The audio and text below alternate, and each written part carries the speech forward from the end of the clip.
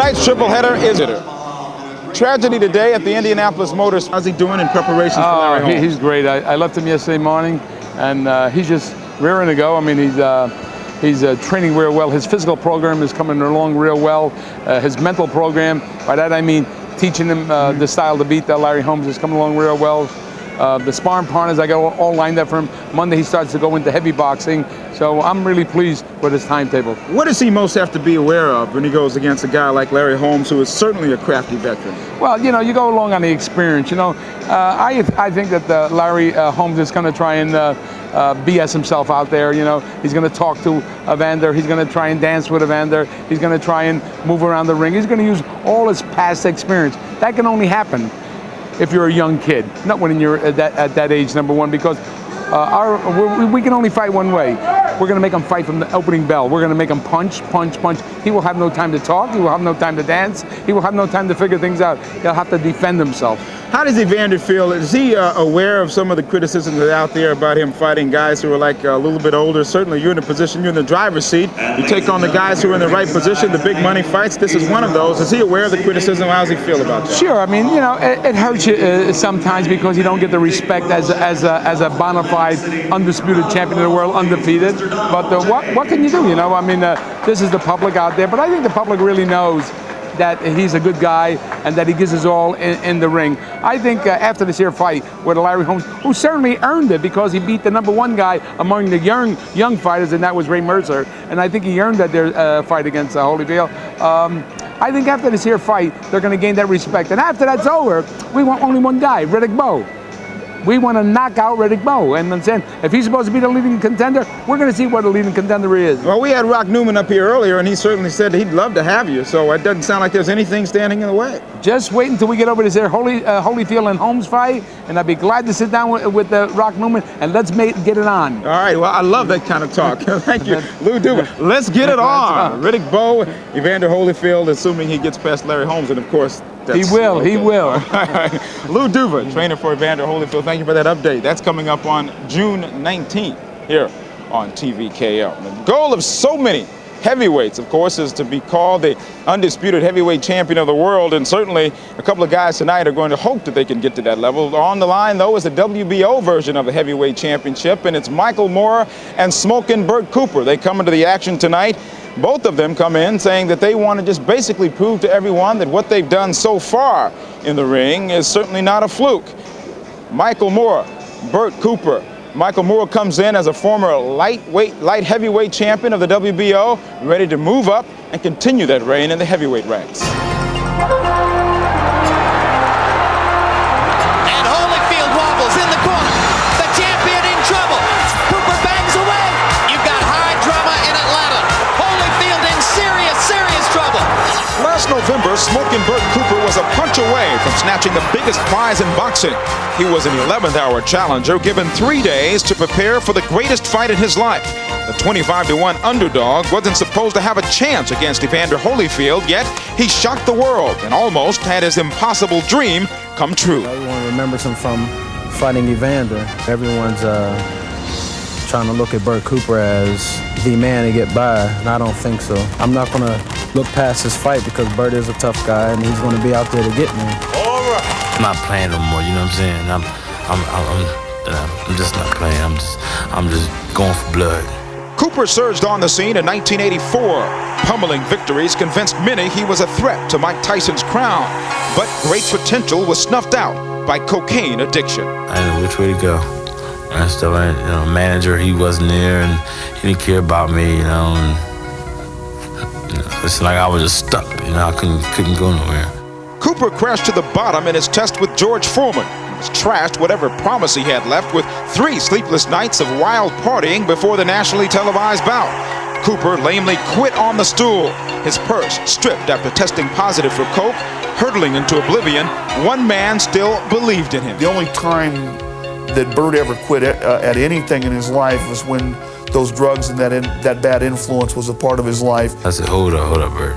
You got to wake up. This ain't you, Coop. This ain't you. This ain't you. Got back on the right track.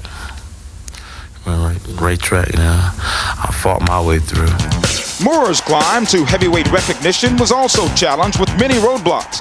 Like Cooper, most of them were outside the ring. One assault charge is still pending in his Pennsylvania hometown, and the last few months, poison spread between Moore and his longtime trainer Emmanuel Stewart. They've apparently worked out their differences, but in the ring, they found Mike the Giant White a threat to his KO record.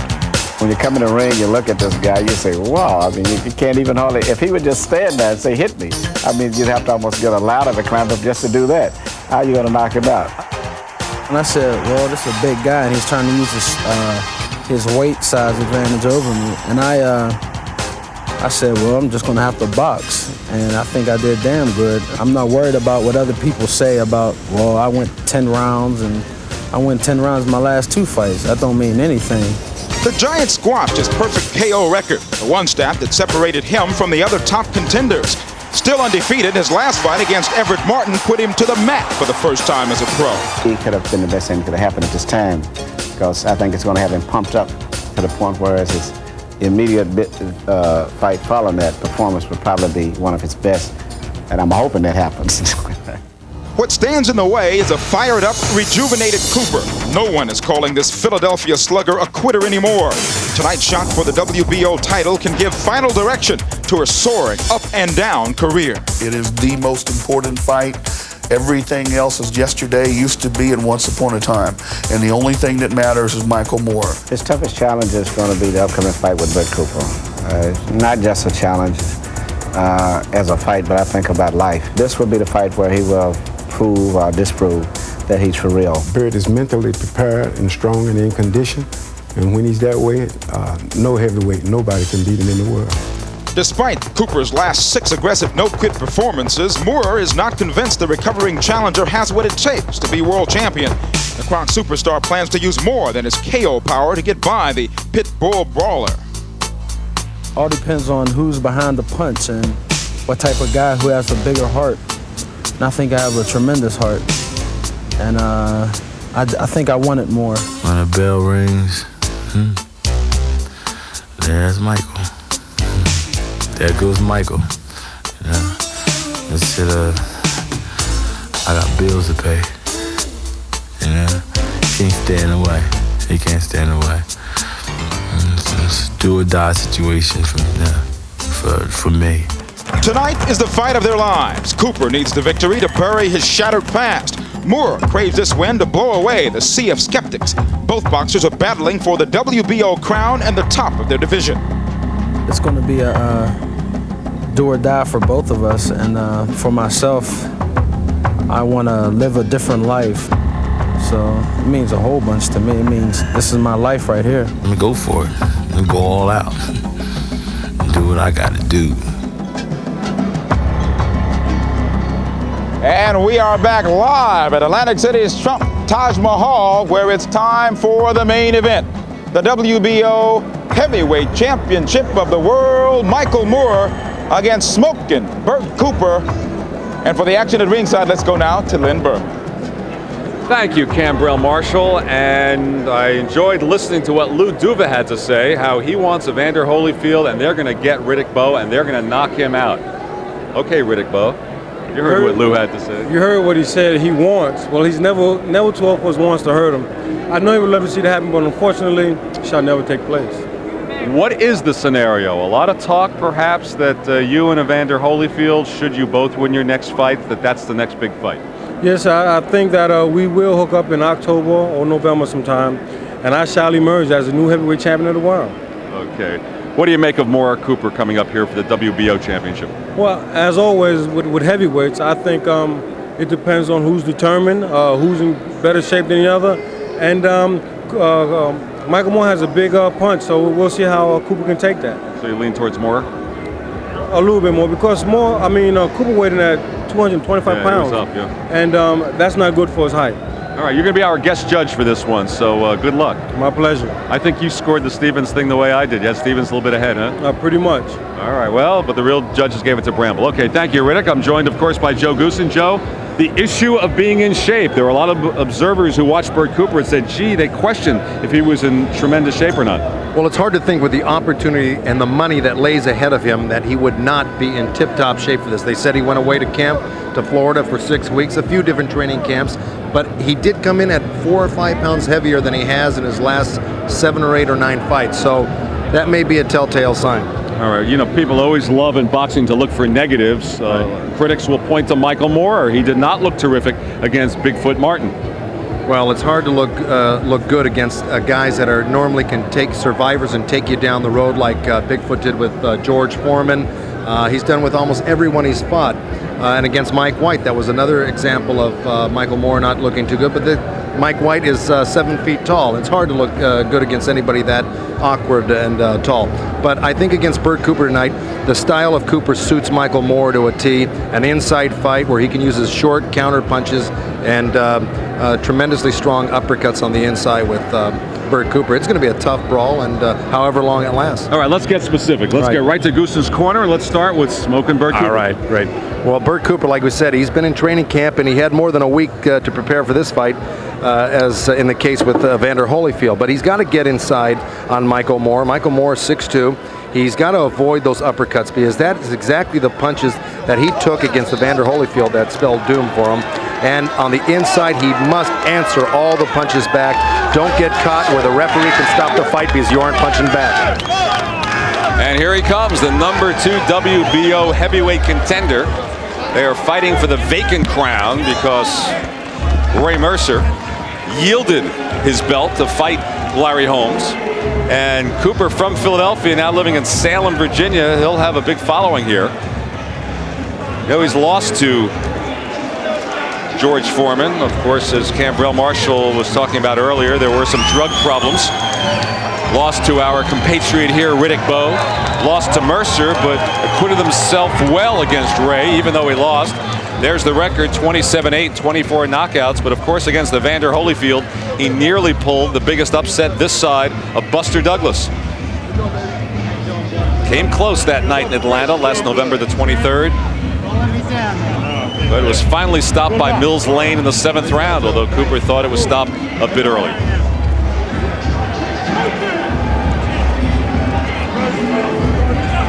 Cooper confident and talkative and getting the second chance of his career. And now let's check out Goosen's corner for the number 1 contender, Michael Moore. Michael Moore, definitely one of the top 3 or 4 heavyweights in all the sanctioning bodies. He's got to box early, I believe. He's got to use a little bit of his reach and height advantage, try to let Cooper shoot off some steam. Counter the wide shots. Michael Moore is a beautiful, sharp, short puncher. He's got to counter all the wide shots off of Cooper and then pressure in the late rounds if it goes that far and try to knock him out. And the purposeful number 1 WBO heavyweight contender, Michael Moore, head down, making his way through Taj Mahal, Mark Edis Arena towards the ring. 24 years old, born in Brooklyn, raised in Monessen, Pennsylvania. That's where he's facing that assault charge against the policeman. The trial will be held next July, but for now, the business at hand, Michael Moore for the WBO Heavyweight Championship. His spotless 28-0 record, 26 by knockout, and he's the master of the short fights. Of his 28 encounters, 21 have gone 4 rounds or less. He, as you see, the former WBO light heavyweight champ. He defended it successfully 9 times. 6-0 now as a heavyweight. And keep in mind, he's a southpaw.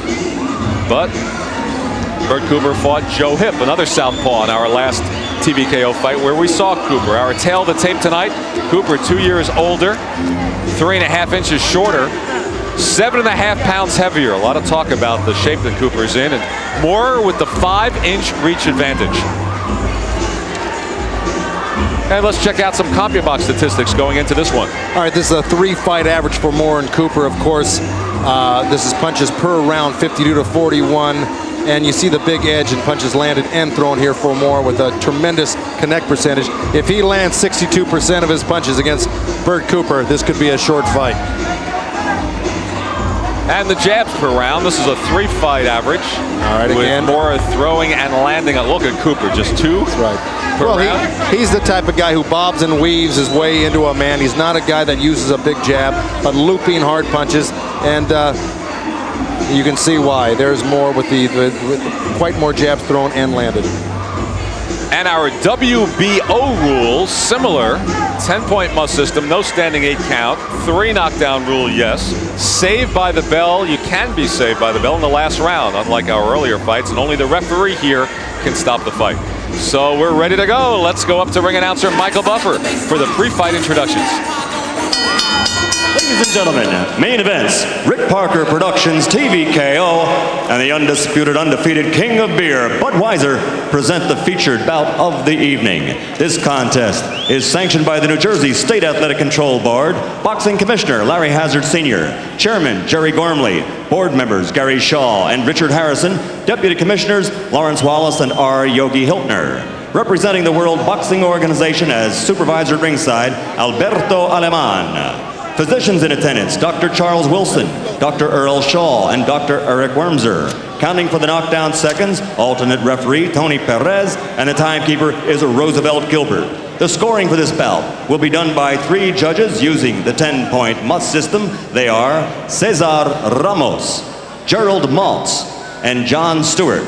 And when the bell rings, the man in charge of all the action, referee Joe O'Neill. And now, ladies and gentlemen, from Donald J. Trump's Trump Taj Mahal here on the boardwalk in Atlantic City, New Jersey. Let's get ready to rumble! 12 rounds of boxing for the vacant WBO World Heavyweight title. Introducing first, fighting out of the red corner, wearing the Kronk Gold colors, and weighing in at 217 pounds, he's from the Motor City, Detroit, Michigan. He brings a professional record of 28-0, 26 knockouts to his credit. He's the former WBO light heavyweight champion and ranked #1 in the world in the heavyweight division by the WBO. Ladies and gentlemen, Michael Moore. And across the ring, fighting out of the blue corner, his opponent wearing the black trunks with silver trim. He weighs 224 1/4 pounds from Westchester, Pennsylvania. His professional record, 27-8, and 24 of his 27 victories are by KO. And last November, he proved that the smoke is no joke. Ranked #2 by the WBO, ladies and gentlemen, Smoking Bert Cooper. Trunk's a little high, Bert, so I'll decide what a low blow is. They come to see you fight, not me referee. We understand that? I want your best. Shake hands and come out boxing. Good luck.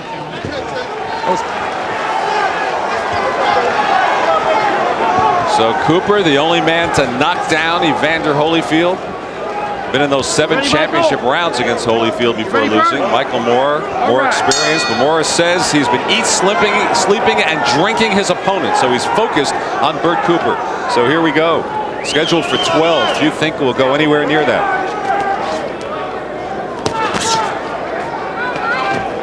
Cooper hoping to prove that it was not a fluke against Evander Holyfield.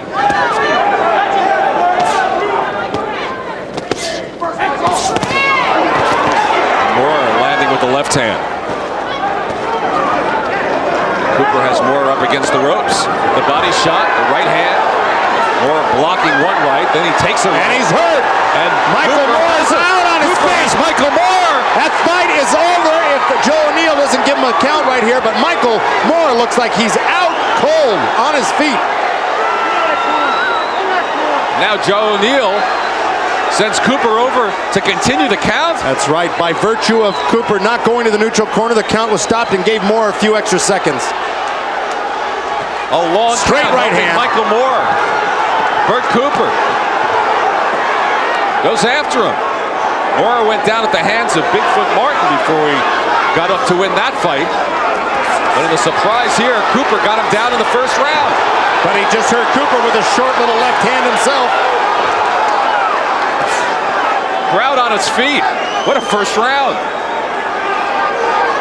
Now they're standing head to head. Moore digging in a body shot. Cooper responds with a couple of his own.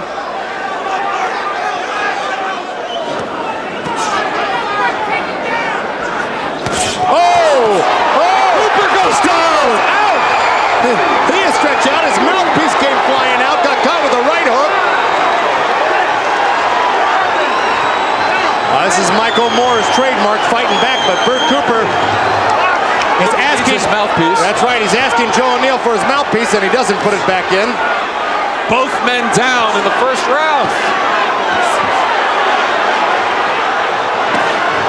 And Cooper absorbing more punishment. And more. All over him again. Oh, and Cooper. How was he able to stand? Just some vicious body shots by Michael Moore landed, and great hooks to the head. Cooper's about to go again. And still 27 seconds remain. And Cooper trying to fight back. Cooper without the mouthpiece. Trying to survive the round. And now a timeout is called, waiting for a lull in the action for the mouthpiece. I'm surprised Joe O'Neill took that long to put the mouthpiece back in, because when it was out, he was right near the corner. Should have administered the mouthpiece back 30 seconds ago. So Cooper gets a breather. What an eventful first round this has been, with both men knocked down and both nearly out. Final seconds of the round, and Cooper has more hurt again. And that's it for the round. And the crowd on his feet.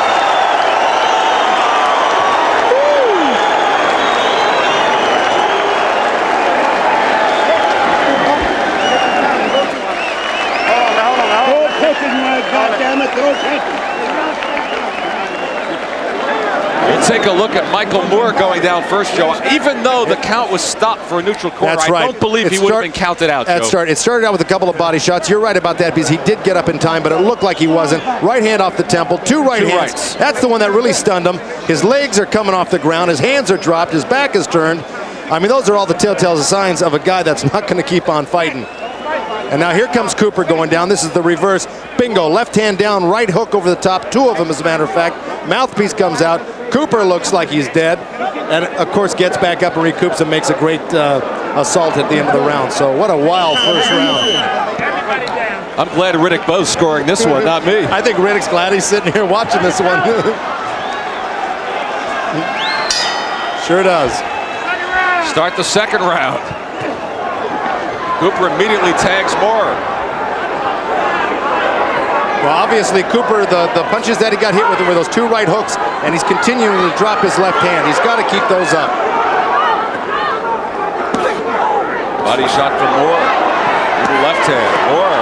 And Cooper goes back at him. What a heavyweight brawl this is. Heads are close together. Warned by referee Joe O'Neill, watching heads touching each other, always dangerous.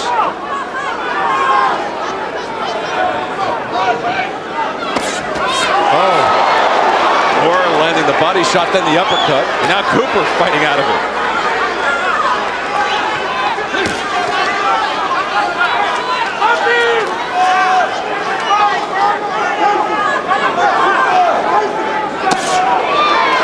Body shot from Moore.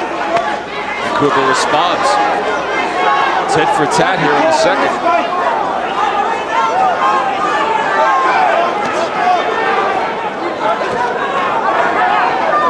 So Cooper now has dropped Holyfield and Moore. Impressive notches on his belt, should he get one.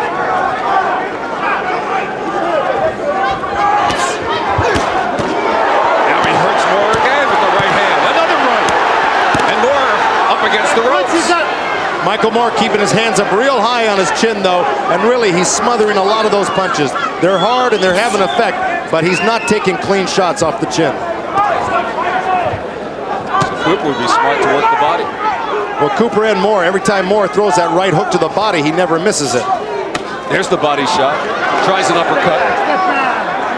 Joe O'Neill says bring him up. Thought the body shot was low. Cooper seemed to agree inside of a minute remaining in the second round. Moore digs in the body shot. Cooper with the right hook and the uppercut. Old-fashioned heavyweight war.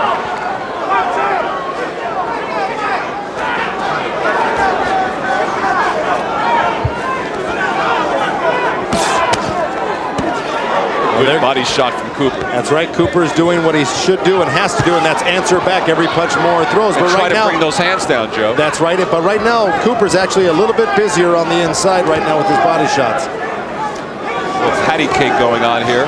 The waning seconds of the second round. Well, those are little shots. Cooper with the right hook. Little shot thrown by Moore to set up big ones. Left hook from Moore to respond.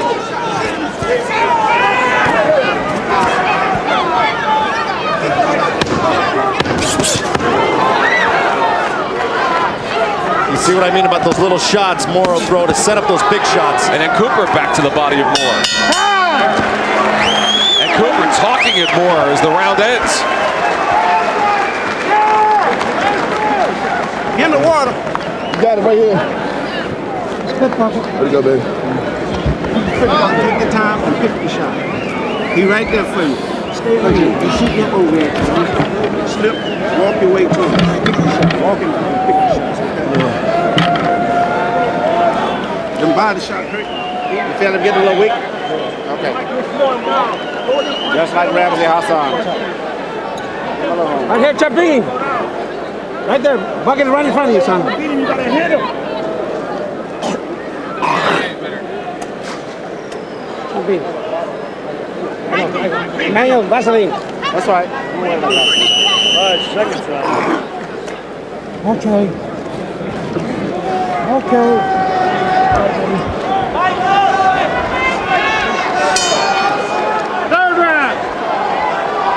As we start the third round, we'll be bringing in Riddick Bowe for his comments in just a moment. But this has been something for the first two. Michael Moore in the gold Kronk trunks, Bert Cooper in the black, fighting for the vacant WBO heavyweight championship belt.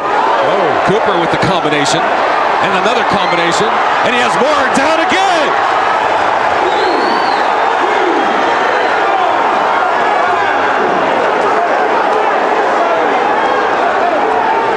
This time Cooper went to the neutral corner. Here we go. 2 knockdowns to 1 in favor of Bert Cooper.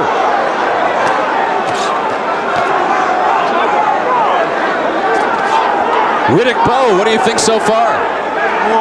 I think Moore shouldn't be on the ropes. He should try to utilize his left hand a little bit more, or his right hand, and just keep Cooper in the middle of the ring. He's really effective when he's laying on the ropes. Did the number of knockdowns surprise you? Oh, very much so. I don't really, Moore's a big puncher, but I don't really think he takes a good punch. Now Joe O'Neill warning Bert Cooper to keep the punches up.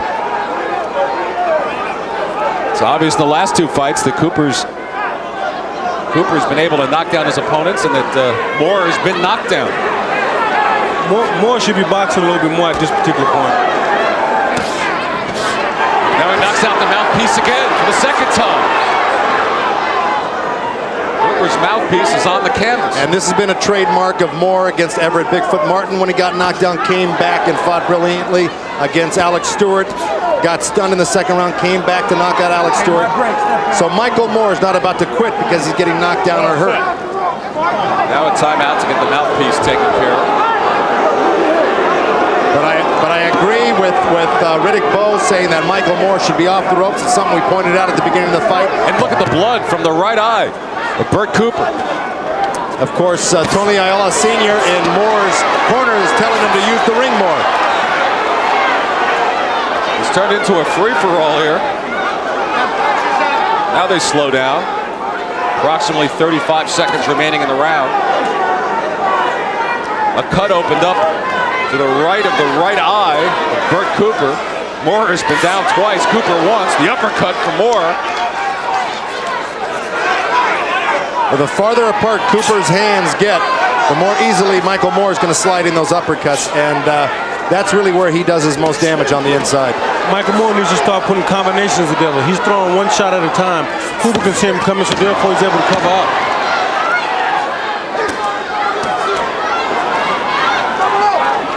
And you're right about Moore. You're right about Moore not being busy because Bert Cooper's got a nasty cut in his right eye. And luckily he's got Eddie Aliano in his corner. If I was Michael Moore, I would take full advantage of that. That would be my mark to hit. I wonder if that was a headbutt or a punch that opened up that cut, because their heads are awfully close together, Joe. All right, here we go with the knockdown. Here's Bert just starting to unload on Michael Moore. And look at the short, straight right hands he's turning over, landing right on the button. And Moore actually just goes down from the barrage of punches. Tries to pull himself up and slips off it. Here we go, another angle. Left hook, right hand. Keeps going back and forth, the same combination. Left, right, till finally he beats him down. If Moore should win this fight, they should take him back to the gym and teach him how to slip. Get under some of them shots. He's standing too straight up. And you're echoing exactly what Emmanuel Stewart told Michael Moore to do before he came out for that round in which he was knocked down. He told him he has to slip and slide a lot more and get off the ropes, and he wasn't doing it. And I think he's waiting just a bit too much for Cooper. That's right. Well, maybe he thinks Cooper's going to shoot some steam off and he'll be able to turn it on later on, but not at this rate. Here we go for the 4th round. If you keep taking shots like that, he won't be around. Exactly. Bert Cooper in the black trunks, Michael Moore in the gold. Moore has been down twice, Cooper once. Looks like they have the cut on the right eye under control for the time being. The heads perilously close together once again. Well, it's starting to bleed just a little bit, but he's got Eddie Aliano in his corner, who's one of the best cut men in the business. Cooper trying the uppercut. Head to head along the ropes. Moore goes right back to the rope. Wrong place for him to be. Well, I'm wondering if his legs just can't get him out of the way, or this is his game plan. This is where he wants to be. I fought Cooper, and Cooper's so strong on the inside. The first round, he kept me on the ropes.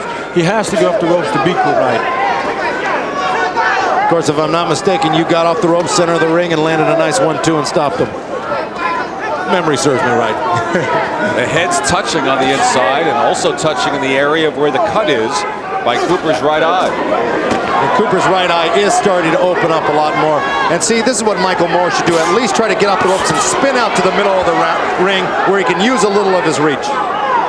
See, the blood has gone off of Cooper's eye and onto Moore's head as a result of them constantly touching heads. It's also on the shoulder of Michael Moore midway through the 4th round.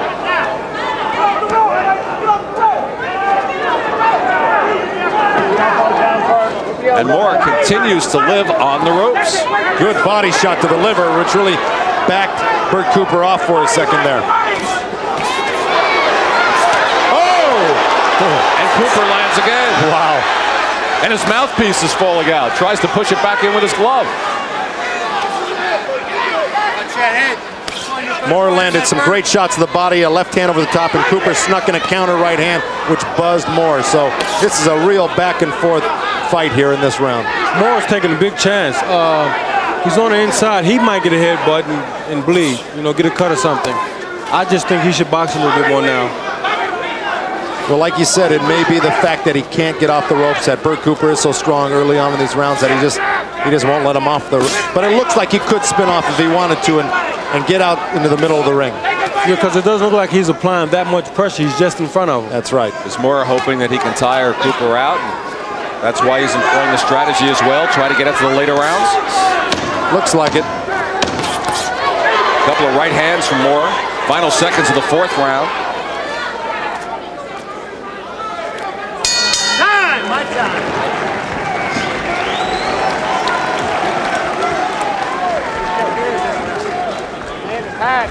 Hold his hand. Okay. Give me the water. Let me see what you got. Give me the water. Okay, take it away, Eddie. Right there, flutter jab. Get down. Give me the water. Okay, stay down. Give me the water. Give me the water. Stay down. And hit it. All right, let's take a look at Riddick Bowe's scorecard. Riddick, how have you scored it? I have Cooper ahead by 2 points, 38-40. Like a couple of 10-10 rounds in there.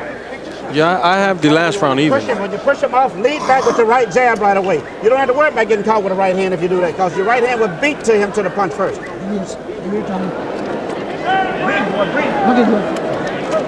Lead with the right jab as soon as you push him off, okay? Take this ball. He's pushing you. Nail him. As soon as he push you with both hands, so he can't punch you. Come back with a That's right. That's right. You got him, baby. As soon as he push you with both Push him hands. around this round. Push him around this round. Here we go for the 5th round. Most of Moore's fights have ended in 4 or less. If this one had done so, he would have been the loser. Here we go. He's been down twice, and we're into the 5th round. And here goes Moore getting backed up automatically when his corner told him to use that right jab and stay on the outside a little bit more. He's not listening to Emmanuel Stewart. Right eye continues to bleed from Bert Cooper. And the heads stay perilously close. It's dangerous. But this is the type of fight I have a feeling Michael Moore likes. He likes the grind on the inside. He doesn't like that, but he's taking the price. I have a feeling that he feels that eventually Cooper's going to wear down a little bit and he's going to really be able to open up. But at this point, it's really not working for him. He continues to use the strategy. Backed up against the ropes, fighting from there, landing. Lands with the left hook. Cooper was the one asking for the water between rounds. I wonder if that's what Moore is trying to do, wear him down. But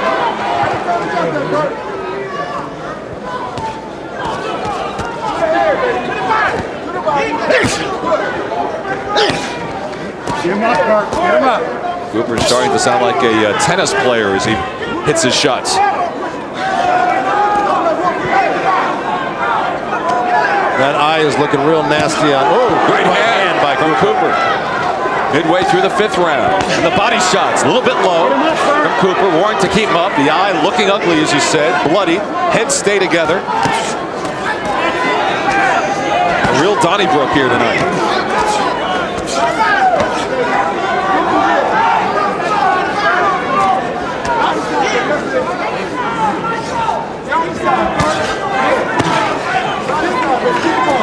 Oh, good right hand and then the left for Moore. It started with the right, and now Moore has Cooper up against the ropes. Oh, but down he goes. Doesn't look like he's going to get up. He's shaking his head no. 9. Amazing. He got up at 9. Sure. Tell you, it's over. That's it. Michael Moore, the WBO heavyweight champion. In fact, the first southpaw to ever win a heavyweight championship. Exactly right. And it paid off for him. He had a lot of patience sitting in the corner there, and those punches finally caught up to Cooper. He opened them up and came out with some big shots, and that was it. Beautiful right hook. It all started with a right, and then look for an uppercut when we show you the replays. And Holyfield proved that Cooper was vulnerable to an uppercut, and Moore showed it again here tonight. Both men down twice in the fight into the 5th round, but Cooper finally going down for the count. Here we go back to that corner where this knockout happened. Michael Moore started off with that right hook, lit him up with that left hand, 2 or 3 more behind it, puts him up against the ropes, and there he goes. He's starting to let it all cut loose. Left hand, right uppercut, and that was it. That last left hand was really insignificant because he was already out on his way down. Here we go. We got another overhead look of this. Moore starts off with a chopping left hand, or right hand, left uppercut, whips one over to the air. Cooper gets his hand up, sneaks a little short left and a right in there. Doesn't land solidly with that, but here comes this right uppercut. This is bingo. That's the one that picks his head off, and boom. Chops it right down with that left hand. That was picture perfect. Bring the head up with the uppercut, slice it off with the left hand. And that was a beautiful shot by Michael Moore. Riddick Bowe, your thoughts on what just transpired here? I think Michael Moore showed a lot of patience. He was taking a pounding there for a second, but he was able to withstand the storm and come back. I'm surprised. I know you are, and it's interesting because you were saying that as he holds his WBO championship belt and stands up on the ropes to brandish it for the crowd, you were saying you didn't like his strategy.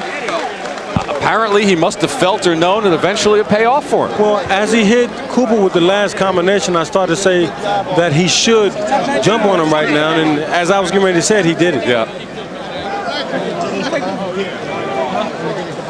Wow, do we have some action here tonight with 4 knockdowns in less than 5 rounds. All right. He says he's all right, but just as he did with Holyfield, he had him in trouble, but Bert Cooper could not finish him off. Michael Moore showed a lot of heart tonight. And let's go to Michael Buffer for the official announcement.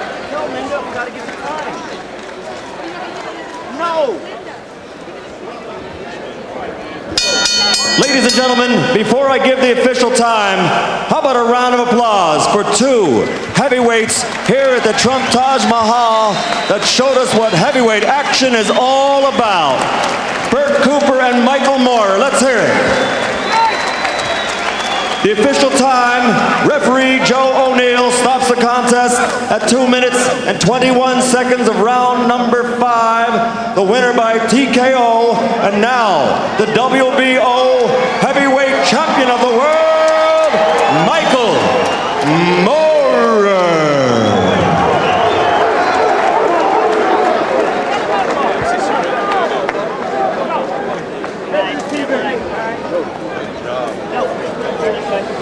So at 2:21 of the 5th round, after knocking Bert Cooper down for the 2nd time, you heard Joe O'Neill say okay, and Cooper kind of nodded yes, and then he said, "Are you sure?" And Cooper nodded yes a 2nd time, and then Joe O'Neill just saw something in Cooper's eyes and waved it off that it was a good call. That was it. Let's go to Joe Goosen, who's with the champion. All right, I'm here with Michael Moore, the new WBO heavyweight champion of the world. First off, how does it feel to be world champ, Michael? Feels good. It's going to sink in later. First of all, I want to thank God, my Lord, my Savior. Chief Knox, I did it, man. All the Detroit, fucking right, man. It's over with. All right, now let me ask you something, Michael. You had a strategy of sitting on the ropes. I can't believe that was a Manuel Stewart strategy for you to sit on the ropes. Well, I know, and I was commenting on that during the broadcast. Why were you doing it? I have some feelings why you were, but I want to hear it from you. Because I can see shots better, and I see him on the outside picking my shots, and I came through. Bert's a tough guy. Take your hat off to Mr. Cooper. It was a good fight. He had me hurt a couple times, but I came right back. Now, it was your strategy. Did you think your strategy was failing you when you got knocked down in the 1st round? And I said, did you think your strategy was failing you when you got knocked down and were taking some good shots on the ropes? I couldn't take anything away from Bert. I mean, he come out to try to fight, and I was just the strongest. Thank the Lord, my Savior, boy. He came through. What were you thinking when you got knocked down in that 1st round? Were you aware of what was going on, or were you on Queer Street for a minute there? Nah, I guess I was hurt a little, but this is boxing. You're going to get hurt. I mean, I went down, sign of a good fighter, come right back up and win the fight. Do you feel all the confidence in the world in yourself now as a heavyweight? Does this prove to you that you beat a man that took Evander Holyfield 7 rounds to knock out, took you 5, and a man that had time to train for you? Do you feel confident in yourself? I feel confidence. I always had confidence in myself because I'm a strong-minded person. Some water, please. And I just went in there and I did it. All right, I'm sure. I like to thank all the police department back in Detroit. That's what this badge was for on my shorts. Chief Knox, I did it, and everyone else. Bert was a tough fucking guy, man. Excellent. All right, very well put. And Manuel, good luck to you in the future. Michael, congratulations. Back to Len ringside.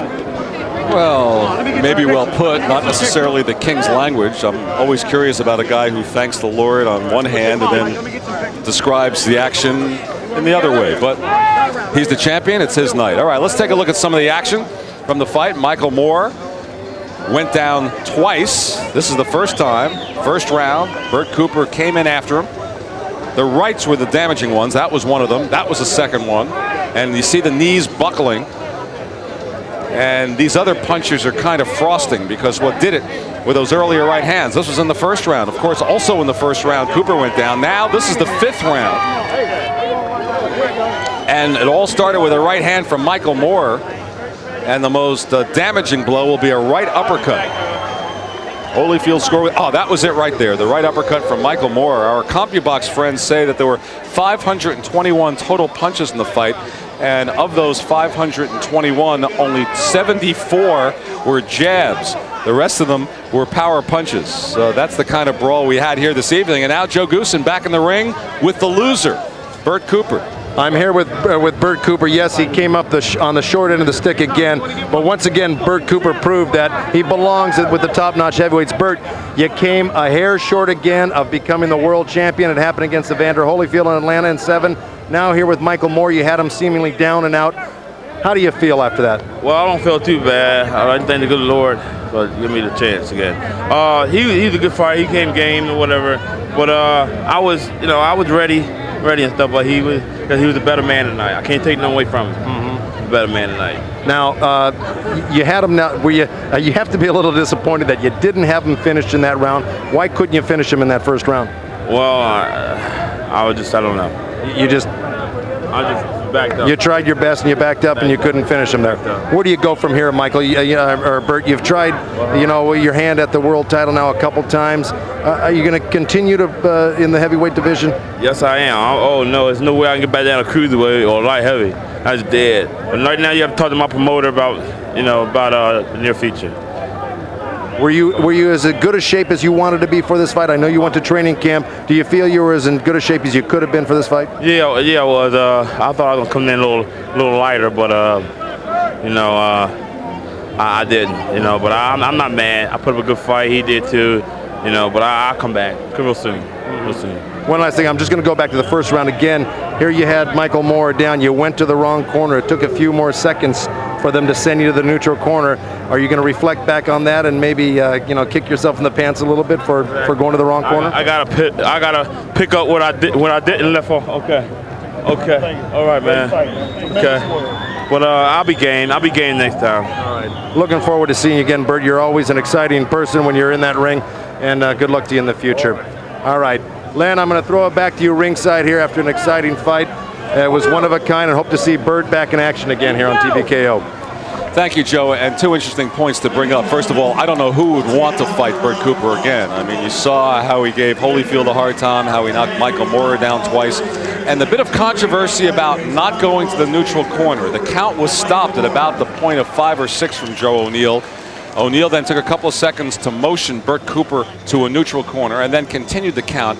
I felt all along that Moorer was back up. He was ready to go. I don't think that cost him the fight, but there may be a couple of fans who are there who will feel long count if he had not gone to the neutral corner. But in my heart, I really think that Moorer was back up and ready to go. So Michael Moorer goes to 29-0, 7-0 as a heavyweight, but what a battle. And of course, as we mentioned earlier, that the people in boxing love to look at the negatives. Well, Michael Moorer was down by Bigfoot Martin, but he came back to win.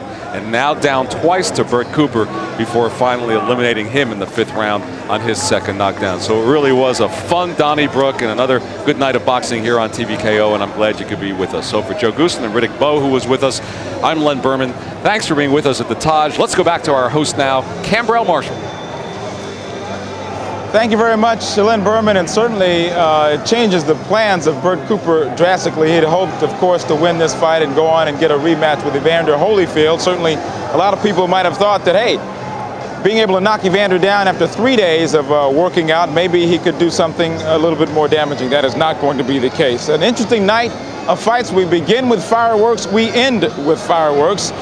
Gerald McClellan started the evening off, and he came out smoking. His nickname is Not Smoking, but he was a guy who came out in 45 seconds, knocking out Carl Sullivan in the first round. So Gerald McClellan runs his record to 25-2, 23 by knockouts. Again, and his manager, Emmanuel Stewart, has said that this guy is going to be one of the main guys to focus on in the middleweight ranks. Now on to the junior welterweight ranks, where Livingstone Bramble came up with a split decision win over Anthony Stevens. And then, of course, the main event of the evening, Michael Moorer winning the vacated WBO heavyweight championship with a knockout, 221 in the 5th round over smoking Bert Cooper. So an exciting evening of boxing here on TVKO once again. Now let's take a little time out and bring you up to date on some of the other action going on in the world of sports beginning in June, but there's some other events we'd like to call your attention to in June. Defending his IBF junior welterweight title against Pernell Whitaker, and a heavyweight bout featuring Riddick Bowe against Pierre Kutzer.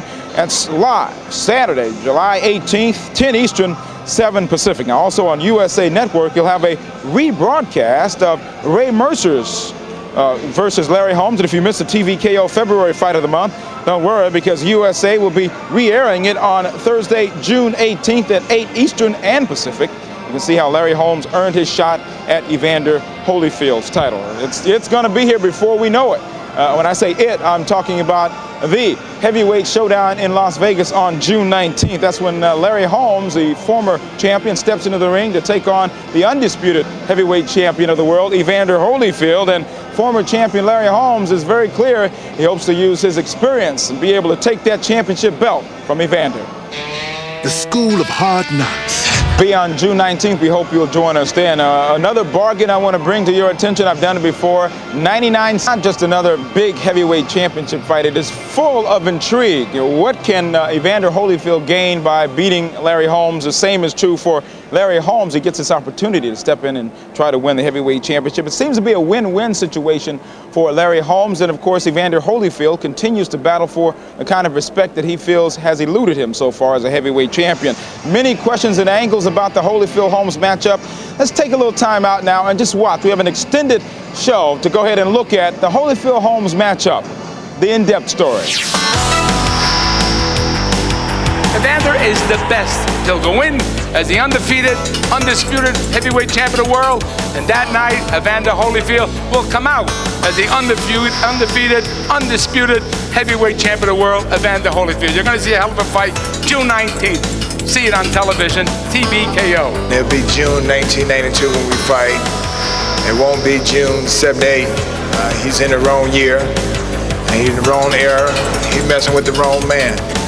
And usually when you bite off more than you can chew, you usually get choked. Now Holyfield coming on. A strong left from Holyfield against Foreman. And a right. And Holyfield landing inside. One punch after another. He's got Foreman wobbling. I thought it was a brilliant tactical fight by Evander against George Foreman. His movement, his getting in and out, picking his shots, unloading in the 7th round with 20 consecutive blows. Was a spectacular performance. Holyfield-Holmes, it's probably the most outstanding boxing match in the history of the sport because you're pitting the past against the present. And anything can happen when two boxers get into the ring. And very seldom you meet one that still got the endurance and quickness from the past as Holmes. It's going to be the most exciting fight. I'm going to buy 12 boxes of popcorn, 17 hot dogs. Oh, I'm going to have cotton candy. It's going to be a treat. Evander Holyfield, great champion. Look at that physique, strong. But where is he making a mistake? Look where his hand's at. He cannot fight me with his hands like that. This is me. Hey, if you didn't notice. Great mercy. As you see extended there, that is called the Holmes camera. That will go all night long. This man, I presume, takes a better shot than you. So if I hit you with that, then good night, Irene. June 19th, season 5. Be there. And the new heavyweight champion of the world. I thought it was a great performance. I mean, he was so loose in the ring. That was the main thing that impressed me. I mean, he was talking to the camera guy during the fight. He just was having fun in there. Holmes is talking to our camera. He says, I'm not Tommy Morrison. And he was working too. I mean, he landed like 70% of his punches. I don't care if you're fighting your mother. To land 70% of your punches is very impressive. I wasn't certain that Larry could beat Mercer. I thought that he would, that he could. I wasn't certain of it. But let me tell you, as I stand here today, I am absolutely certain, without any kind of doubt, that the next heavyweight champion of the world will be Larry Holmes. Good right hand and Bay is down. I make it a very interesting matchup, a heck of a fight. I don't think Holyfield's going to get past Larry's left hand. And I think Larry is going to, per se, win recognition, win the title, and then we're going to have a lot of fun later on. I think it's a fight that certainly causes a lot of controversy, and like I say, people love comebacks, and I think Larry Holmes gained a lot of fans when he come back and surprised everybody against Mercer. So it's gonna be an exciting thing for me. It's gonna be an exciting thing for you, and it's gonna be exciting for anybody that's associated with the sport of boxing. Well, the intrigue about the fight is that Larry Holmes made us at least semi-believers by his performance against Ray Mercer. And the other intriguing aspect is that we know Evander Holyfield, while he's a very good boxer, and I think vastly underrated, is not a huge puncher. That's what gives Larry Holmes, I think, a shot in this fight, because we know this much. He's a skillful man in the ring, and he's very crafty. I think that Larry Holmes will be deafened by the ticking of his body clock, and that amid the noise, Evander Holyfield will score an 8th or 9th round technical knockout.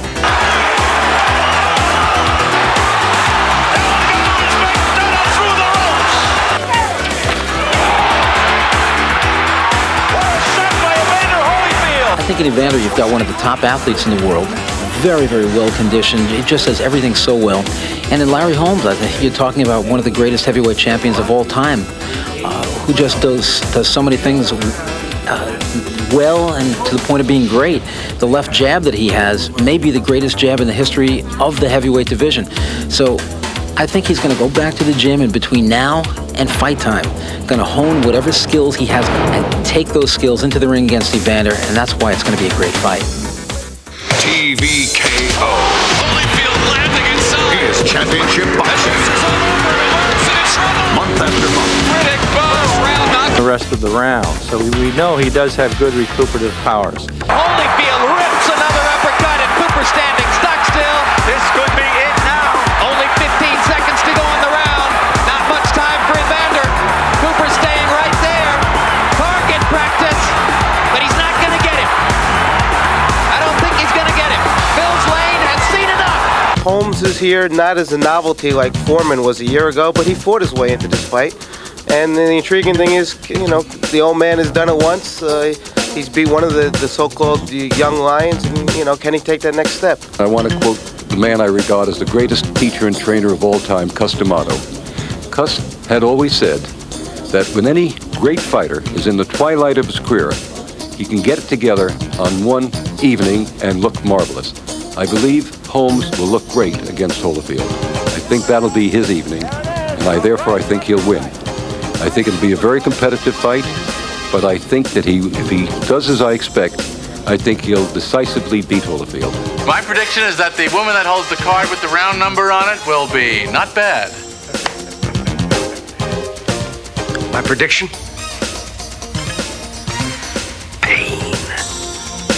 A lot of you wrote right off Larry Holmes.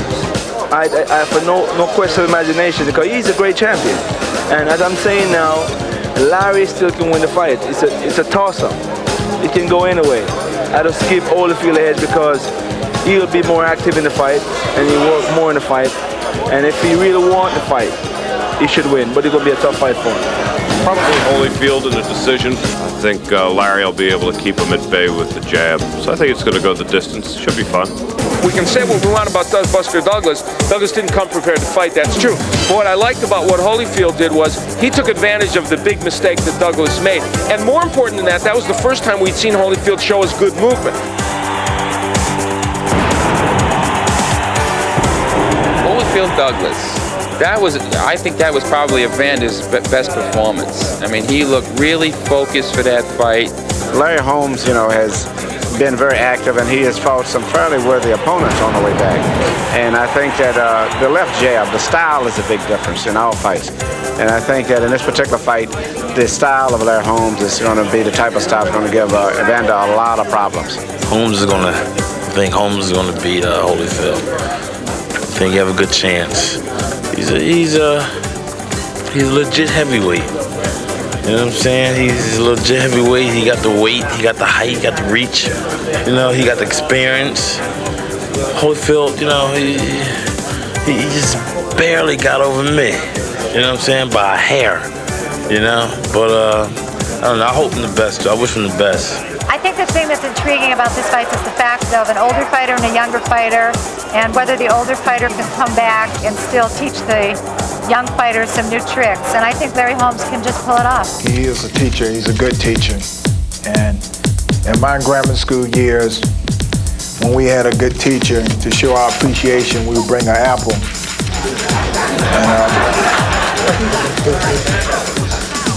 My apple now?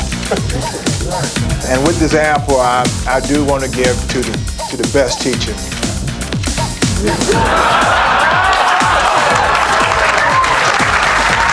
It's your right to cheer for Evander Holyfield and root for him and pray for him. but it is, when the bell rings, it's my right to knock his head off. It's going to be a great fight, and you're going to really see history made.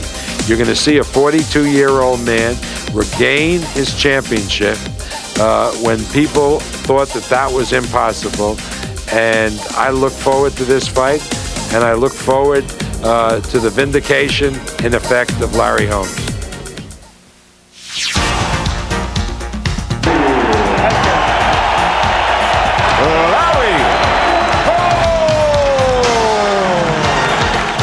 They say I'm old and I'm gray, and I had my day, but they haven't seen nothing yet.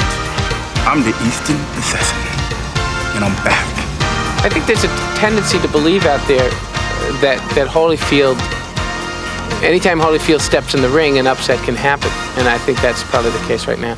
Even at 42, Larry Holmes has a hell of a shot on June 19th. That's because, A, I don't think Evander Holyfield hits hard enough to take him out. B, you can't miss Evander Holyfield. Because of A and B, C, Larry Holmes believes he's going to win. That kind of confidence that Holmes has usually means he's going to be in the fight. To make a prediction flat out who's going to win, I really can't. I think it's that close. That's going to be a tough fight. I like both of the guys, but I would have, I would have to go. If I had anybody to choose, I would say, may the best man win. I can only tell you, give you the strong points of both fighters. I think Larry Holmes' strong point is his ability to box, his ability to use the left hand, to work off the left hand. Holyfield, his strong points, he had power in both hands, left hook and right hand. But his strong points is to get inside. If Evander comes in with a clear mind and a good attitude, I think he would win, because when he puts his mind to something, he goes in there and establishes what he has to do and gets it over with.